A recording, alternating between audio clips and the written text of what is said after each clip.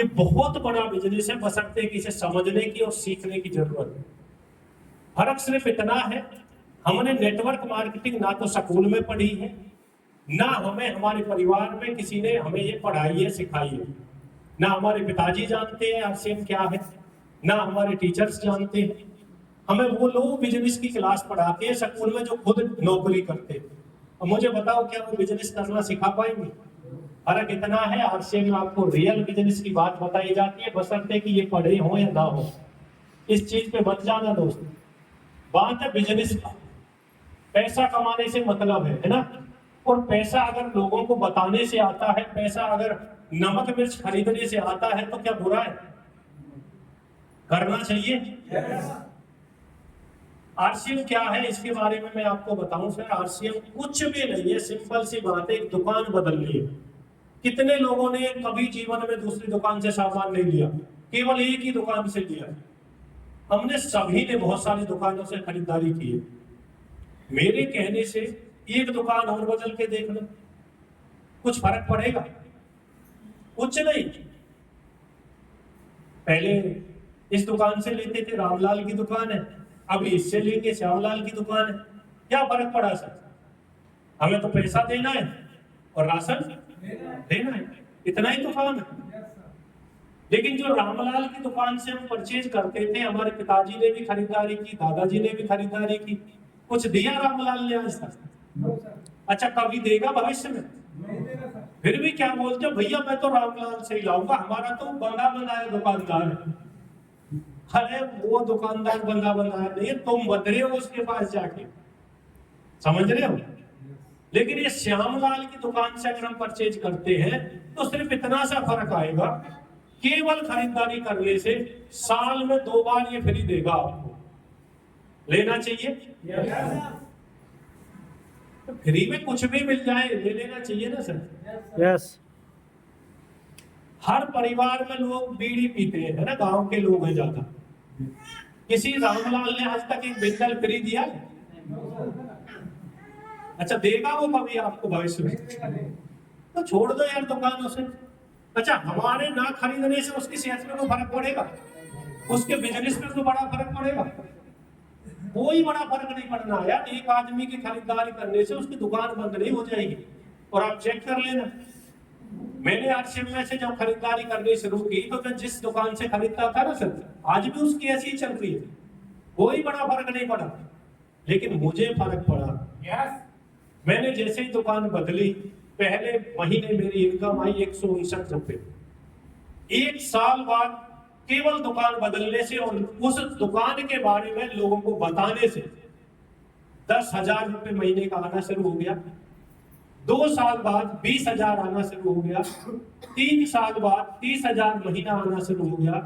और अभी मुझे हर महीने 75,000 से 1 लाख के बीच का आता है सर। मैंने अभी आरटीआई भरी थी, 9 लाख रुपए भरे हैं सर मेरे 1 साल। पार्ट टाइम करके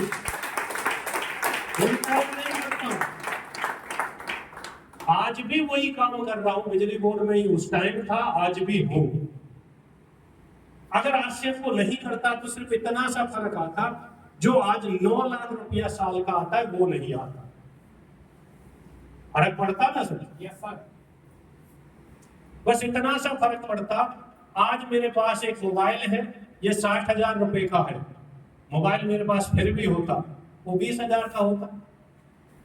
आज मेरे बच्चे प्राइवेट यूनिवर्सिटी में पढ़ रहे हैं सर, पहले भी पढ़ते, वो सरकारी यूनिवर्सिटी में पढ़ते। पहले जब मैं आरसीएम में नहीं था, मेरे पास बाइक पहले भी थी। मेरे पास केलीवर मोटर बाइक थी जो मुझे शादी में मिली थी, आज भी है, स्कूटी भी है, बाइक भी है और गाड़ी भी है। सिर्फ इतना सा फर्क पड़ा है सर। और अभी तो पार्टी शुरू भी नहीं हुई सर, अभी तो देखते जाइए। जब मैंने शुरू किया लोग जुड़ना पसंद नहीं करते थे, मुझे ही विश्वास नहीं था। मैं बोलता था सर ऐसे काम ना हमारे यहाँ हमारे गांव में ना लोगों ने करके छोड़ दिए, ये बेकार का काम है, इसे वो लोग करते हैं जिसके पास टाइम नहीं होता। उन्होंने मुझे जबरदस्ती जोड़ दिया। विश्वास करना, मैंने 2-4 लोगों को बताया था गांव में, किसी ने नहीं मानी। लोगों ने मुझे समझाना शुरू कर दिया काम खराब है, बेकार है। हर आदमी यही बोलता और मुझे लगने भी लगा ये बेकार ही है, तू ही फंस गया इस समझ। और मेरी जो अपलाइन थी जिन्होंने मुझे जोड़ा था ना, वो जब फोन करते हैं तो मैं फोन बंद कर लेता या उठाता ही नहीं। आपके साथ ऐसा हो रहा है? सबके साथ ऐसा ही होता है सर, क्योंकि सास भी कभी होती, मैं भी इन्हीं रास्तों से गुजरा हूं, मुझे भी यही बोलते थे। लेकिन अपलाइन मेरी बेहा थी, बेशर्म थी, मेरे घर ही आ गई दोबारा और मुझे बोला भैया फोन क्यों नहीं उठा रहा। तो बहाने हर आदमी के पास होते हैं, मेरी सर में बिजी था, ये था वो था। उन्होंने बोला जी राशियम क्यों नहीं कर रही हो, इन सब कोई सुनता ही नहीं है। उन्होंने बोला ना 5-6-8-10 लोगों को बुला लो, हम बताते हैं। मैंने कहा ठीक है बुलाता हूँ, इन्हें भी मना करके चले जाएंगे, टेंशन क्या है। मैंने बुलाए 6-7 लोग, बिजली वाला हूँ, गांव में ही मेरी ड्यूटी है। मैंने उनको बोला जी आ जाओ भैया, पेप्सी आज मेरी तरफ से, है ना।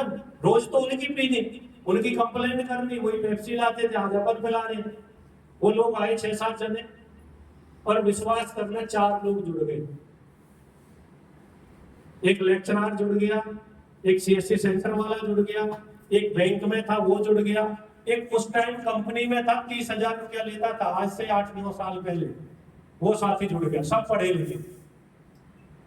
अब मैंने कहा उनसे यार बताया तो मैंने भी था भाई तुम्हें, मैं तो सोच रहा था इनके मुंह पे तो मना करोगे, साला दोबारा ये नहीं परेशान करेंगे, है ना। और तुमने तो मना करने की जगह जुड़ गए। तो उन्होंने पता है क्या बोला, तू ऐसे नहीं बताता जैसे इन्होंने बताया। तो बात समझ में आई कि मैं कितना भी बेहतर बताऊं, मेरे बताने से मेरे लोग नहीं सुनेंगे, तो मुझे थर्ड पार्टी यूज करनी है। अब इनको बुलाना है, समझ में आया ना सर। लोग अपनों की नहीं मानते, उनकी नजर में मैं बिजली वाला था। तो मैंने क्या किया, हर बार मैंने अपलाइन को बुलाना शुरू किया। धीरे धीरे बिजनेस में लोग जुड़ने शुरू हुए। अगले महीने मेरी जो चेक बनी वो 500 कुछ रुपए का बना। फिर मैंने एक और काम किया, समझदारी वाला काम किया। मैंने उन साथियों को जो मेरे जोड़े थे ना, मैंने उन्हें इकट्ठा किया रात को नवनीत जी के घर पे। मैंने उन्हें बोला कि मेरे 500 रुपए आए हैं, आप भी लेना चाहते हो। अब वो सब मेरे से ज्यादा कमाने वाले थे। उन्होंने बोला 500 के ऊपर इकट्ठे किया है। मैंने बोला कि 500 के लिए नहीं किया, मैंने इसलिए किया है नमक मिर्च खरीदने से 500 आए। तुम्हारे आज तक किसी दुकानदार ने दिए 500 रुपए? आपको दिए किसी को जो जुड़े नहीं है साथी? अच्छा देगा क्या कभी? तो उसने बोला, जो वहां साथी बैठे थे, कि बताओ कैसे आएंगे। सिंपल सी ट्रिक है, मैंने आपको बताया है, आप कुछ लोगों को बता दो। और धीरे धीरे लोगों ने बताना शुरू किया, सर ऐसे ही काम बढ़ना शुरू हो गया। और आज मैं किसी को नहीं बताता हूं, रोज लोग जुड़ते हैं किसी ना किसी माध्यम से। हर महीने 200 से ज्यादा लोग मेरी टीम में जुड़ जाते हैं, मैं किसी को नहीं बताता। अच्छा काम है कि नहीं? अब ये ऑटो मोड पे चल गया, बिना बताए चलता है। अब मुझे एक बात बताओ, ये हॉल किसने किया? करमवीर जी ने। अगर आप कुछ लोगों को बुला लेते ना, आपको बताना मुझे, हॉल कर दिया करमवीर जी ने, वो जुड़ते कि नहीं? कुछ तो समझ में आता उनको, कुछ क्वेश्चन होते वो क्लियर होते कि नहीं होते? लेकिन आपने बुलाया भी नहीं। अब लोग कैसे जुड़ेंगे? बुलाए तो ये सब, हाँ कोई तो सुनते नहीं लगते। हाँ, देखिए बात बिल्कुल सही है, लेकिन जिसकी इच्छा होती है। अभी राकेश जी ने बोला था कि सर ने हमें टेक्निकल बना दिया। मैं किसी को नहीं बना सकता सर, कोई शक्ति नहीं है मेरे पास कि मैं बोल दूं कि तथास्तु या कोई मंत्र पढ़ूं और वो मल्टी टेक्निकल बन जाए। लेकिन एक कमिटमेंट खुद का अगर बंदे का है, सपने हैं, इच्छा है, तो वो कुछ भी कर सकता है। अभी राकेश जी कल सुबह 4 बजे नवनीत जी और राकेश जी बदायूं गए थे। बदायूं कितनी दूर है सर? 300 किलोमीटर। 300 किलोमीटर यहाँ से दूर है। वो रात को वहां से निकले वापस, और रात के 12 बजे लगभग अलीगढ़ पहुंचे थे और वहीं रुके। अलीगढ़ से सुबह लगभग 6:30 बजे वो यहाँ के लिए निकले, 2 से 2.5 घंटे में घर पहुंचे 9, 9:30 बजे तक के आसपास। और वहां से राकेश जी अभी आपके बीच में। अच्छा, बहानेबाज तो नहीं आते, लेकिन उन्हें आगे जाना है सर। आप जैसे हो, आपको वैसे लोग मिलने से हो जाएंगे, आप जैसे हैं, क्योंकि जैसा मैं हूं मुझे वैसे लोग मिलेंगे। अगर मैं अच्छा हूं तो मेरे साथ अच्छे अच्छे लोग जुड़ेंगे, अगर मैं गलत हूं तो मेरे साथ कुछ गलत लोग जुड़ेंगे। एक दिन मैं भी छोड़ दूंगा, एक दिन वो भी छोड़ देंगे। समझ रहे हो? तो किसे सही होने की जरूरत है? खुद को।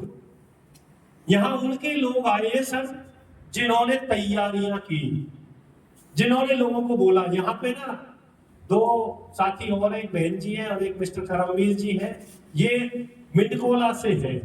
मैं इनको देख के ना मैं भी मतलब हंस रहा था, इतनी दूर आने की क्या जरूरत है यार, आपके वहां बहुत प्रोग्राम होते रहते हैं। लेकिन उन्हें यहाँ किसी को बुलाना था, उन्हें ये था कि हम घर से तो अच्छा है कहीं प्लान दिखाने जाएंगे, किसी को बुलाएंगे, बताएंगे, वो यहाँ आ गए सर। अगर वो आए हैं तो कुछ ना कुछ पॉजिटिव होके जाएंगे। आए हैं, जिसे बुलाया होगा उसके भी कुछ समझ में आएगा। इसे बोलते हैं सर सिस्टम। जिसको समझ में आ गया ना कि मुझे करना है, तो उसके लिए दूरियां मायने नहीं रखती, बहाने नहीं लगते।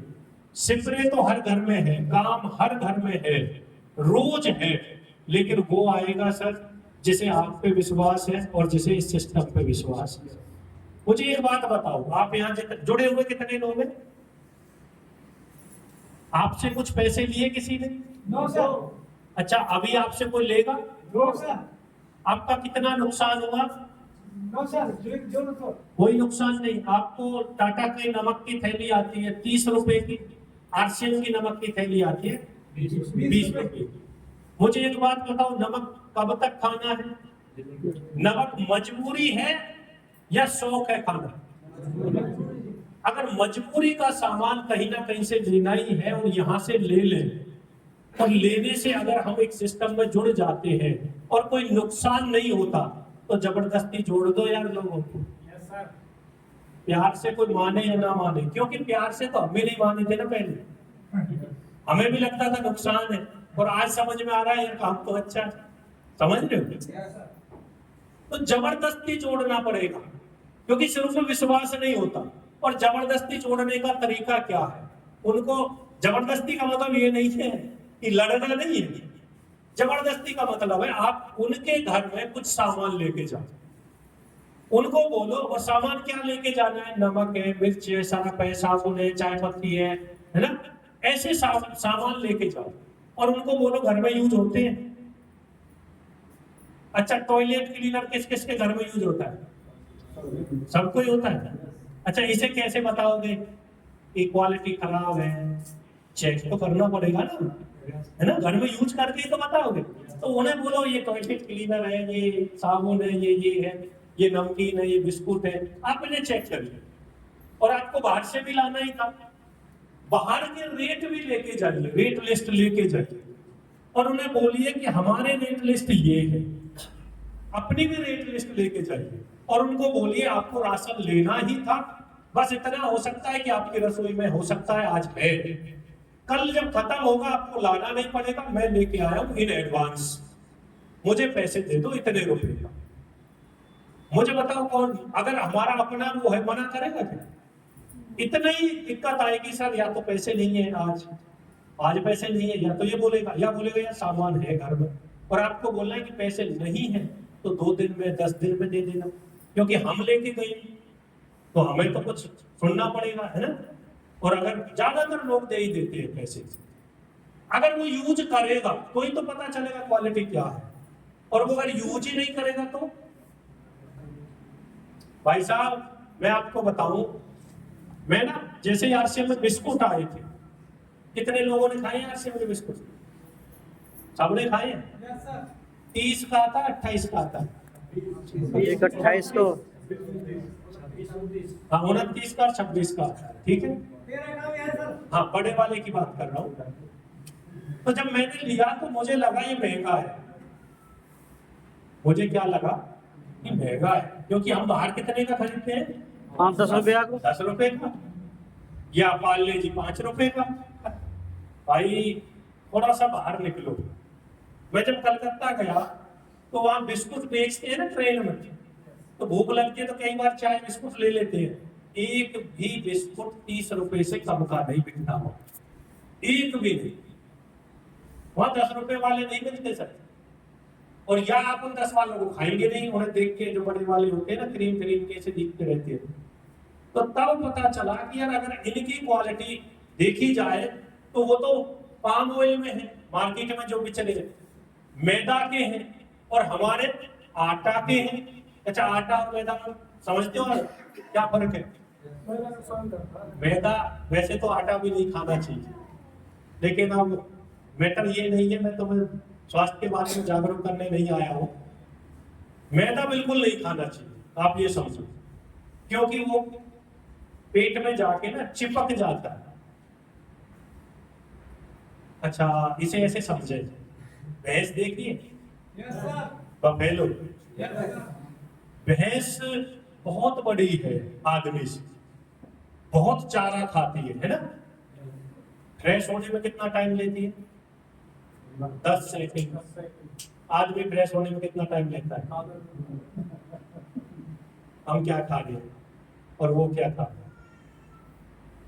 दोस्त, हम सब कुछ गलत खा रहे हैं, बाकी वो चीज छोड़ो, है ना, वो कभी बाद का सब्जेक्ट बनेगा।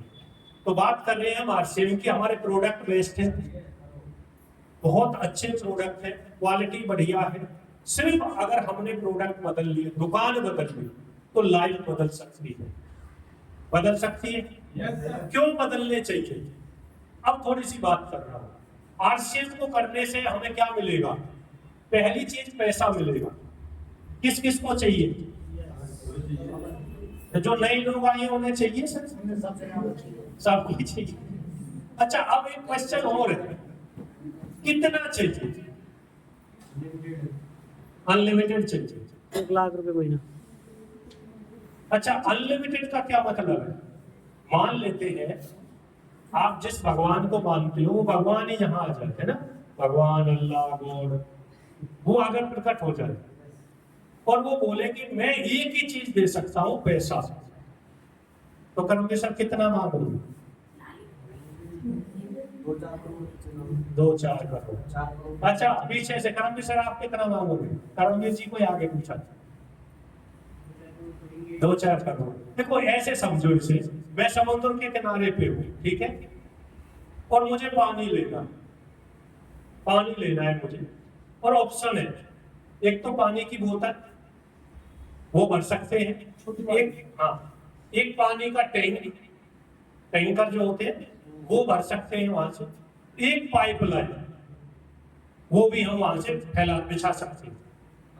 तो कौन सी चीज बेटर है हमारे लिए? पानी चाहिए, पाइपलाइन। तो भाई भगवान अगर आता है और वो पूछता है कितना पैसा चाहिए, तो पैसा तो इतना चाहिए जो कभी खत्म ना हो, है ना, सबको ही उतना चाहिए। लेकिन मुझे एक बात बताओ, जहां हम काम करते हैं, जिस भी धंधे में हम हैं, क्या हम अनलिमिटेड या उतना पैसा कमा रहे हैं कि जो हमारी नेक्स्ट जनरेशन को कमाना ना पड़े? नहीं कमा रहे। अच्छा, चाहिए तो उतना ही सबको। जाना कहाँ है? आगरा, और बस में बैठे दिल्ली वाले भी। आगरा पहुंचेंगे सर? नहीं, ये सबको पता है, फिर भी बात कोई बताता है तो मानते क्यों नहीं है? आरसीएम से पैसा आ सकता है बहुत ज्यादा, इतना जितना आपको चाहिए। अगर आपने अकेले में खरीदारी की है तो आपको केवल सामान मिलेगा फ्री में। मान लेते हैं आपने 3,000 रुपए की सामान की परचेज की 6 महीने, तो आपको 1,500 रुपए का सामान फ्री मिलेगा। पीवी के हिसाब से मिलता है, परचेज वॉल्यूम के हिसाब से, ठीक है। अगर आपने 5,000 पीवी की परचेज की तो 5,000 का सामान मिलेगा साल में 2 बार फ्री, और इसे आप बेच देंगे तो पैसा बन गया। केवल खरीदने से आपको सामान फ्री मिलेगा और कुछ नहीं मिलेगा। क्लियर? यस। अगर आपने 4 लोगों को बता दिया और चारों लोग 5-5 हजार पीवी की परचेज करते हैं, तो आपका हो गया पीवी यानी परचेज वॉल्यूम। अब आपका बिजनेस